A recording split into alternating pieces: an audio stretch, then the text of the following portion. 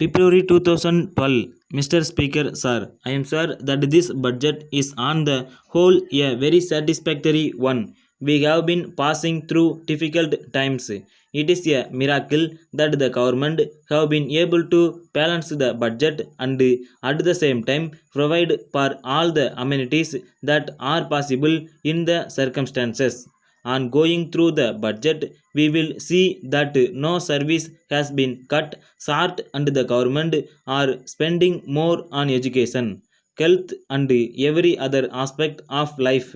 So I would say that the budget is a very good and the best possible one under the circumstances. We have taken up the responsibility of the government to improve the lot of the common man. We have been trying to improve his lot, but I should say the conditions have not been favorable to us. So we have not advanced far enough in improving his lot.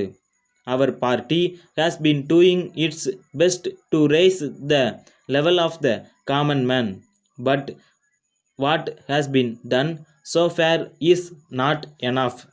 So far as education is concerned, all the colleges which have been started only in towns. As a result, it has not been possible for the poor man in the village to educate his children in the village. If at all he does it, it is only at a very high cost, and that is possible only for a very few rich people in the villages. In the circumstances, I would like to request the government to lay it down as a condition that if a new college is started, it must be started in a village so that the people in the villages may be able to educate their children therein. So far as medical aid is concerned, hospitals and dispensaries are mostly in towns and in district headquarters where there will be a few lakhs of people. I would like the government to lay it down as a policy that for every 15,000 of population there must be a hospital, however small it may be. The poor man must be able to reach it within an hour's journey and get necessary medical aid. So far as payment is concerned, this year the government have been spending a lot of money, but I would like to say that it is not enough. In this connection, the first question that must be decided in giving famine relief is whether the money will be distributed throughout the area where the people are suffering. Laying a few roads here and there, or the starting of a few tank repair works here and there will not help the poor man in the village. So I would suggest that works which will keep the poor coolies engaged in the villages themselves should be started. In this connection, I would suggest that village roads may be taken up first for execution. If that is done, the people in the village will be kept in the village in farming the roads. I say this because at present there are no good roads connecting the villages. It is only a very few villages that have been connected by good roads. So, if this is done, the coolies will be able to get work for at least 2 months.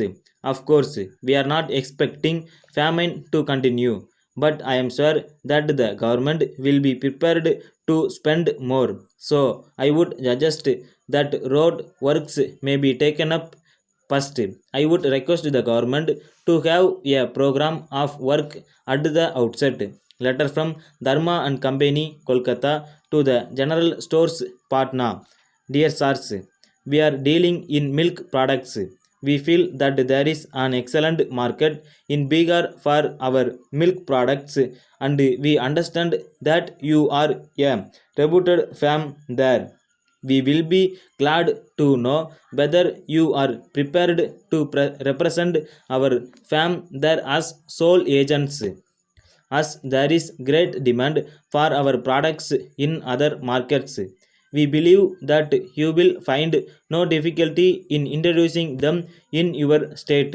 In this connection, we will back your efforts in selling our products by an advertising campaign, a copy of which is enclosed, and at the same time we are prepared to consider your suggestions for improvement in this direction. We are further prepared to maintain at our cost a showroom under your supervision and control for the display of our products. We shall consider any other suggestion that you may be pleased to offer for promotion of our products. In case you accept the agency, we are willing to give you a commission of 15% on net sales. In addition, we undertake to reimburse all expenses that you may have to incur in connection with this representation. We hope and trust that this connection will prove mutually beneficial, and we will be glad to send you a formal agreement on hearing from you. We expect your yearly reply. Yours faithfully.